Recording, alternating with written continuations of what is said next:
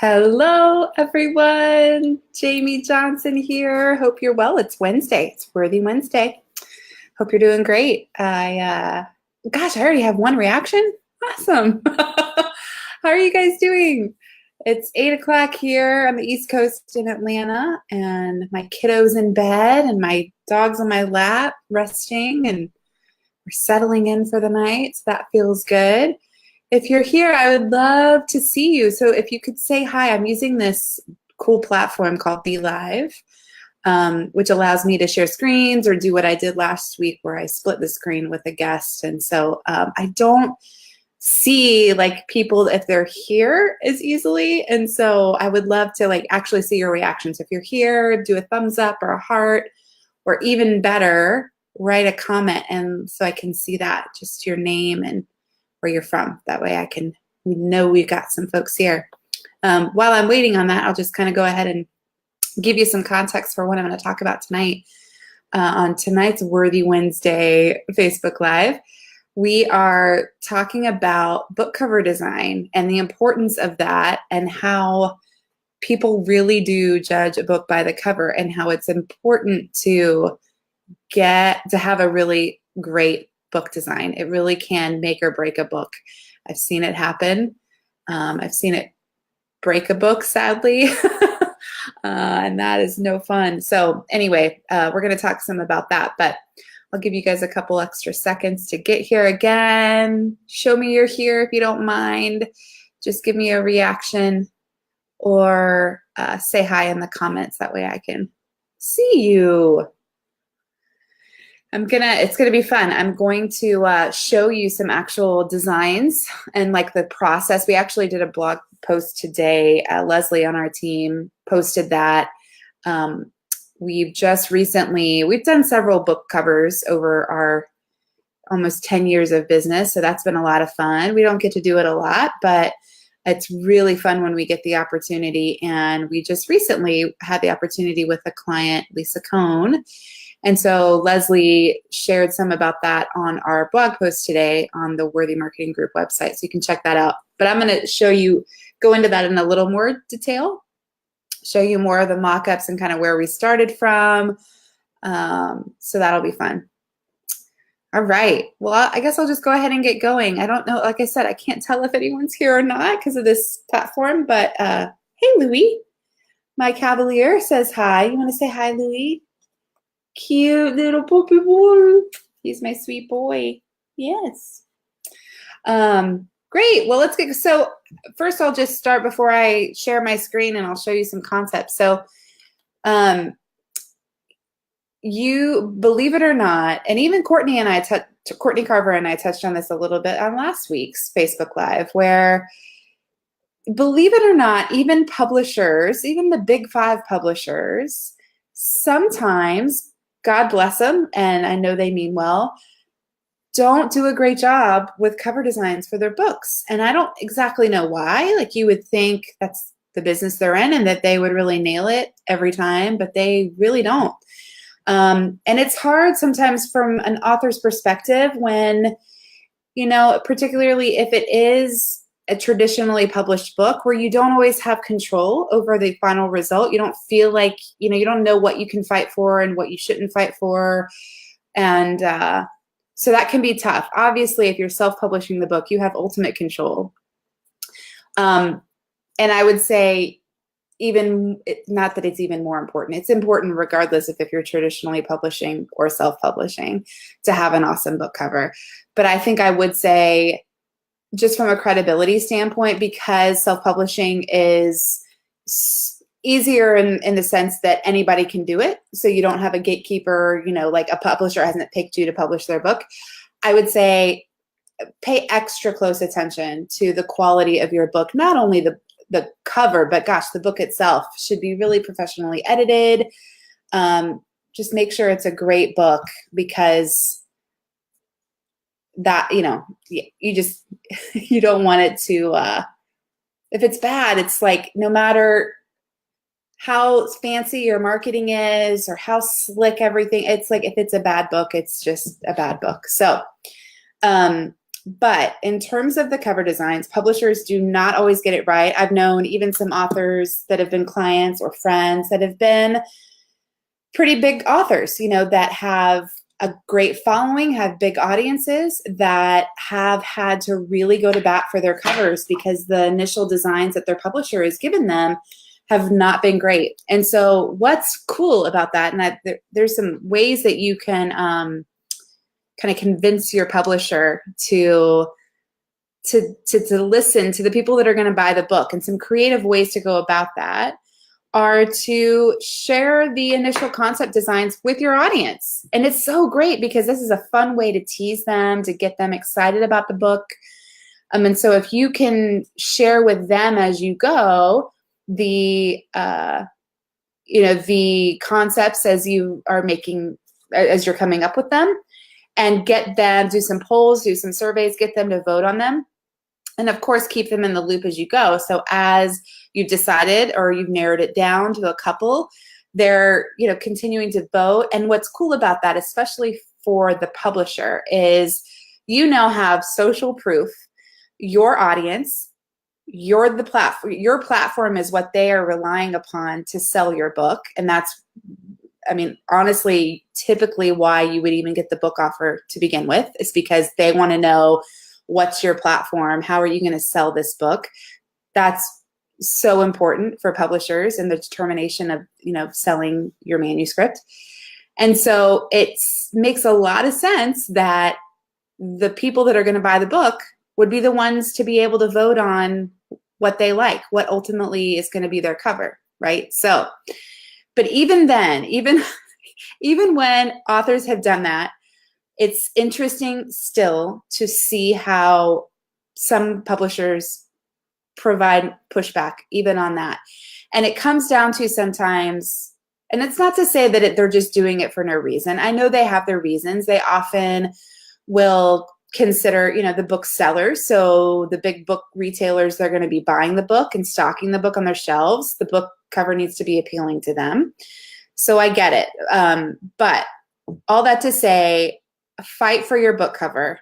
And so maybe you feel like, I'm an author, I'm not a designer, I don't know what's good design and not. And yes, design is subjective to some extent. And so it can be hard when you feel like, well, I guess it's okay. But I guess I would say, check your gut. If there's anything in you that feels like, gosh, this just doesn't feel right. It doesn't feel like it represents me. It doesn't feel like it represents my story. It doesn't feel like it represents the audience or the tone of the book or any number of those things. Don't be afraid to raise that concern with the publisher and say, hey, you know, just express that stuff with them. Offer, if you're willing, I mean, ideally, they would be willing to provide some additional mock-ups based on your concerns. They would be willing to listen to your feelings on any direction that you may have, or you know, tone, conceptual ideas that you may have in mind. But you know, they may say, hey, great, but you know, if we don't have the budget, for example, to hire a designer to do any additional concepts. So if you're willing to do that, feel free and we will consider them. And that certainly happens too. And I would say, if you can do it, do it. And you don't have to spend a ton of money. You know, you can hire someone. You can go to, gosh, and now I'm forgetting the name of the website, but there's sites where you can go and say, hey, I need a cover design for this book, provide a concept. You'll have multiple designers submit, and you'll get a lot of great options for like a couple $100. And it's, you'll get a lot of great options that way. So it doesn't have to be super expensive to find a cover that's really great. So just fight for that. If you are one that you're, like I said, you don't feel like you understand design well enough to be able to make that judgment call, run it by anyone you know that is a professional designer, or some friends that you know are artsy design type people. Get their take on it if you feel like you can't make that judgment call. But don't just let the publisher submit designs to you and you take them at face value and say, okay, especially if your gut doesn't feel right about it. And especially if you don't feel like you're someone that has a good design eye, get a second opinion. A good example of something that our client whose cover we just designed, actually, which I'm going to show you some of those in just a second, it was really smart, and I can't take credit for thinking of this, unfortunately, but when we got down to the final cover, couple of concepts that we were considering, she was like, hey, I have some friends that work at the local independent bookstore down the street. I'm going to take these to them and I'm going to get their opinion. So these are professional folks that are selling books all day long, and get their thoughts on what they felt like would pop off the shelf, what they felt like worked with the genre of her book, all of that. And that ultimately really helped us finalize our decision on which cover we went with. So that was really cool.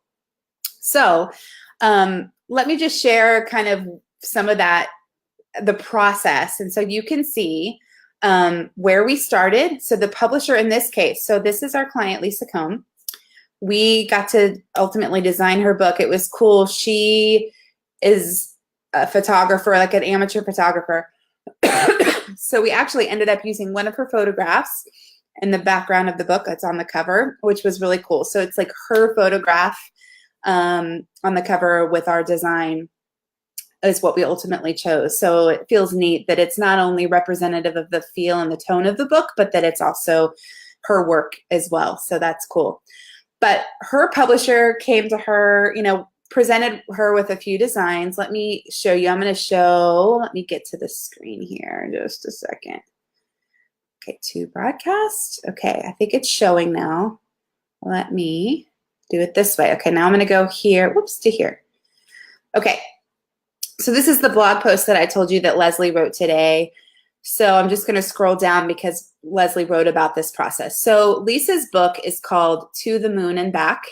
She has a really interesting, it's a memoir. It's about her story growing up in the Moonies cult. And not only that, but it's also, so it's this opposing worlds of her mom was a Moonie, totally wrapped up in that world. And her dad was selling drugs on the streets of New York City, like very opposing worlds, very hyper-religious and very like sex, drugs, and rock and roll in the 70s, New York City, in the East Village. And so, her story is very hopeful, but there's also a bit of like grunge of the 70s New York in the tone of her book too. So interestingly, these three covers here that you can see were the first ones that her publisher presented to us. They were feeling initially that since the title was To the Moon and Back, that they wanted to represent this the moon as a symbol in the art on the cover. We felt like we understood where they were coming from, but it wasn't about the moon at all, like the actual physical moon at all.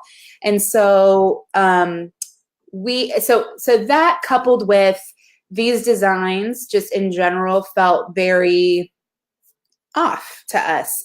And it's it's hard to explain exactly, when you're looking at design, sometimes you're just like, gosh, I don't know how to describe why it's bad design. It just is. And in some of these cases, I could say, the fonts are kind of bad. Like it's flat. The way that in the instance of the middle one, for example, there's two moons there. No, we don't have two moons on this planet. So there's just some odd choices, right? So, and that's fine. We had these conversations. This one, this was Lisa as a little girl. So that at least made a little bit more sense. Like, okay, we're bringing her in, showing a photo of her as a young girl during this time period. It's her memoir, fine. And then the moon is still in there in the background. But again, none of them felt right or up to par with the quality of Lisa's story and the quality of the writing. And so that's when she came to us. So she had gotten these presented to her. She shared them with her friends, shared them with us, her marketing team that's helping her launch the book. And we were like, Lisa, this was me. I said, Lisa, I would love, you know, and at this point, I truthfully was like, I don't even care if you pay me. Your book deserves a better cover. Can I take a stab at it? Just for fun. I love designing stuff. They may not be any better, but I'd love to give it a go. We've done some book cover designs. So we shared with her some designs and her publisher, some designs of books that we've done in the past. And they agreed, okay, go for it. And then they said, if we ultimately end up landing on a cover that you love and we use one of their designs, we will pay you for it. But if not, and I was like, fine, that's fine. I just want to take a stab at it. So that's what we did. So we really, and here's where, let me go back now. I'm going to open up Photoshop and show that. Let me make sure I get there. Okay, now I can hide this one. Bear with me. Okay. So initially, we really wanted to share, initially we just wanted to explore several different concepts and not necessarily stick with one, but kind of played on several different things just to kind of explore where we wanted to head. And so this one was one where we were still somewhat playing off of the moon analogy, right? Like the circle, the moon. But I wanted a more modern approach. And so we like split it to kind of show the two different worlds. And in the photographs, there's like a photo of 70s New York City. And then there's a photo of a Mooney mass wedding at Madison Square Garden, which is part of her story as well. Her mom got married in a mass wedding at Madison Square Garden. She jokes that the best seats she ever had at Madison Square Garden were at her mother's wedding. And so we thought, okay, we can bring in kind of visually that this is a more like modern feel. We italicized the fonts here, just that angled approach. So this was one concept. We even played with different takes on this one. So we did like here, let me make sure it's clicking through. Sorry, it's slow. Ooh, doo-doo. And my puppy is starting to get antsy. Oh, okay. So then there was this one, similar idea, different colors, different type treatment. We just played around with different takes on this one initially. I'm going to click through here. Okay, then we started getting into this. So this is the photo that we ultimately ended up using. Her photo was or a color photo. We made it black and white in this instance. We kind of grunged out the font. This was not my favorite. But we wanted to approach some of her branding on her website. Her logo kind of had like a grungy application to it. So we're like, well, let's try that. This photo was the building that she grew up in New York City. So that's the significance of that. Of course, we're just putting like random quotes at the top for the sake of the mock-ups. But so we tried this approach. Then we took that same photograph. We kind of added some funky colors to it, posterized it a little bit, and we played with a lot of different font treatments. Some we ultimately wanted to kind of evoke a 70s feel, but we didn't want it to feel too cartoony. So we played around with that. We did different color treatments to the photo itself for contrast and just played with what looked best. So here's just a few different font treatments and colors. And then we had, so this looks, this is closer to where we ultimately ended up landing, with the font being less funky 70s, a little more literary in its approach. And we actually had, I think, one of my favorites. Let me go back I'm going to share you with this again because I don't think I opened it here. I'm going to go back to here. But this one, I still love it. I think ultimately it wasn't necessarily, it's this middle one here, wasn't necessarily like the best one for this book, but this just, I personally love the design of this. It was fun for me. I hand lettered the moon and played with all of that, showed the two, worlds being split, moon being split down the middle. Anyway, that one was really fun for me. But I can't find the Photoshop file right now of that one, so that's okay. And then let me take this one back off. Okay, and then here's all the iterations. We ultimately, just so you can see the different fonts.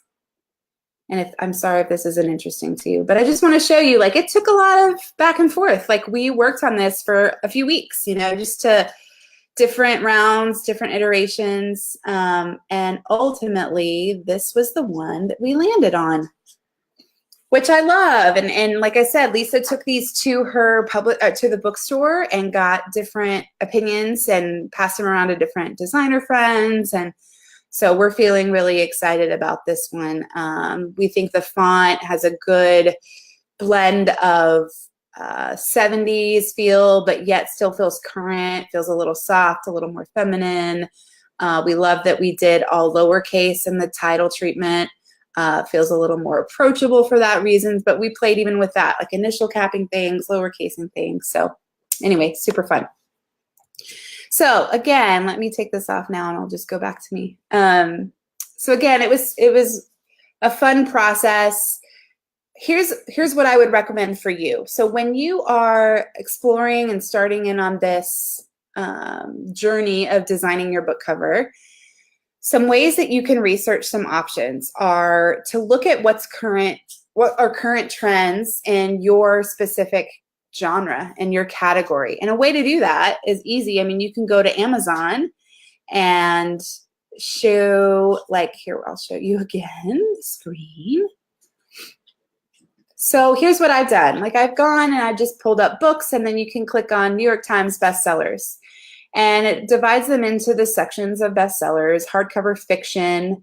So you can kind of scroll through and see, you know, what are the best-selling books and what do their covers look like? And they still vary, but you'll see a lot of them have really bold type treatments, right? Like The Female Persuasion, This Twisted Prey, all of these have really interesting, big, prominent typography versus big imagery. That's like, in this case, a big image here is really driving this one. But so you can say, okay, so that's, you know, an interesting approach. And again, what is the tone of your book?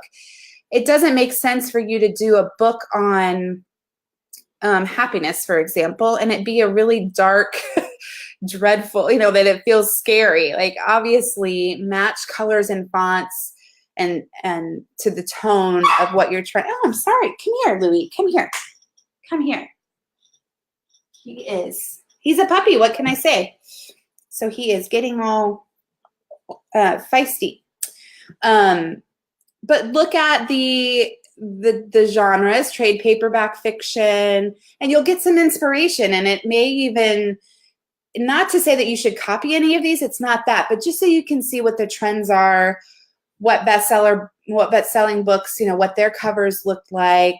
Look at other authors that you feel like are in your similar niche, like other, in Lisa's case, what are some other memoirs and what are their covers looking like? If you're a fan of a certain author, you know, what is your book? Who are your competitors? What are if they're authors, what are their covers look like? Those are all ways that you can kind of get some ideas of directions to head in anyway. So yeah, so those are my thoughts on book covers. Again, I think it's great. Survey your audience, get them involved. It's a great way to start seeding the fact that you have a book coming, and getting folks excited about it well in advance, getting their buy-in, and do fight for a good cover, because like I said, I've seen a lot of really bad ones out there. A couple of our clients who, yeah, had pretty bad covers, and sadly, and here's how it worked against them. Publisher wasn't willing to change it. Still went to market with really bad covers, and they didn't get much media attention, or they didn't get people just weren't taking it seriously because they literally would judge it by the cover. They would look it up, and as much as we could say it's really great, and it was, you know, the stories are great, the content is fantastic, they see the cover, they see that it's bad, and they're just like, they don't necessarily believe you. So that's my 2 cents. That's my soapbox on book cover design for tonight. So fight for that, do a good job, and yeah, just push for a great cover design. And have fun. Like, make it a fun, creative process too. That's a really cool part of it when you're writing a book. That's a really great creative expression for the cover. So thank you all. I'll let you go. Thanks for being here with me tonight. If you have any questions or comments, feel free to, put those down below, and we'll be checking on those over the next couple of days. And I will be back. We will not have a Facebook Live next Wednesday on Worthy Wednesday, but I'll be back the following week, and likely with a guest again, which was so fun to do last week. So I'll do that again, interview one of our current or former clients, and that'll be a fun time. So thanks so much for being with me tonight. Have a great night, everyone. Bye-bye.